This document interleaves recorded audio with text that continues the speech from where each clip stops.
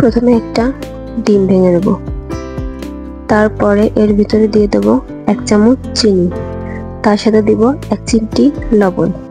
এই তিনটা উপকরণ খুব ভালোভাবে ফেটিয়ে নেব যাতে চিনিটা একবারে গলে যায়।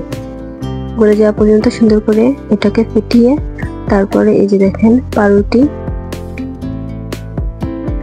পাউরুটিগুলো ডিমের ভিতর দিয়ে এগুলাকে ভেজে নেব।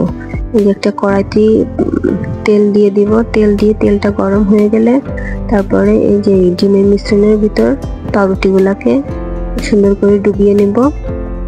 ডুবিয়ে তারপরে একে একে তেলে সুন্দর করে ভেজে নিলে রেডি হয়ে যাবে ঝটপট বাচ্চাদের একটা টিফিন আইটেম, যেটা বাচ্চারা খুব পছন্দ করবে এবং খাবে। এই যে উল্টে পাল্টে একটু লাল লাল করে ভেজে নিয়ে নামিয়ে নিলে রেডি হয়ে গেল বাচ্চাদের ঝটপট টিফিন।